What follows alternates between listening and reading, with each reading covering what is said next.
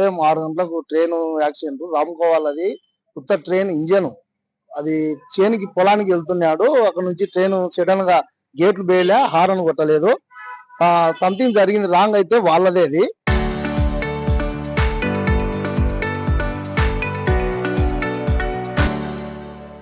నిర్లక్ష్యం చాలా ఉంది రైల్వే వాళ్ళది. రామ్‌కో వాళ్ళది చాలా తప్పు ఉంది. ఈ రోజు మెరుగైన ఆసుపత్రికి ఇప్పుడు మళ్ళా నంద్యాల ప్రైవేట్ ఆసుపత్రికి వెళ్తున్నాం ఇప్పుడే. కానీ వానికి పెయిన్స్ ఎక్కువ ఉన్నాయి. హార్ట్‌కి వెళ్ళి నచ్చందంట. వానికి చూపించుకోవడానికి ఈ పొద్దు మళ్ళీ ఇప్పుడు ఉదయం పోతున్నాం ఇప్పుడే హాస్పిటల్ పోవాలని మేము. కానీ ఈ అబ్బాయికి మాత్రం చాలా నష్టపరిహారం జరిగింది. కొత్తది ట్రాక్టర్ నుజ్జు అయింది అది. ఇతనేం పెద్ద సావుకార్యం కాదు, బీదవాడే. మామాదిరే రైతు అంతే, పని చేసుకొని బతాడు అంతే.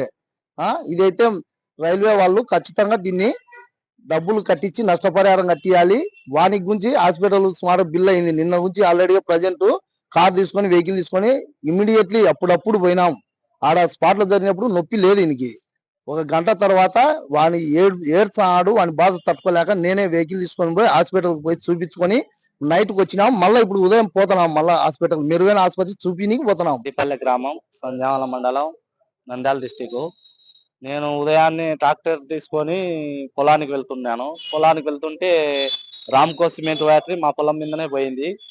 అక్కడ వెళ్తుండగా నేను క్రాస్ దాటుదామని నేను ఆ వాళ్ళకు రైట్ సైడ్ చూసి ఇక్కడ లెఫ్ట్ సైడ్ చూడంగానే ఆ గేట్లు వేయలేదు, ఏమి లేదు. అనుకోకుండా వచ్చి రామ్కో సిమెంట్ ఫ్యాక్టరీ వాళ్ళు ఇంజన్ లో లేరు, డ్రైవర్లు వెనకాల కూర్చున్నారు. హార్న్ కొట్టలేదు, గేట్లు వేయలేదు, ఏమి వేయలేదు. వచ్చి నన్ను ఇక్కడ రైట్ సైడ్ చూసి లెఫ్ట్ సైడ్ చూసేటాలకే కొట్టిపోయింది. ట్రాక్టర్ నుజ్జు అయి తగ్గులో పడ్డాను. నేను పడిపోయి స్లో తప్పి పడిపోయినాను. నాకు దెబ్బలు తగిలినాయి. నేను వెనకబడే నన్ను మా వాళ్ళు ఆసుపత్రికి తరలించారు.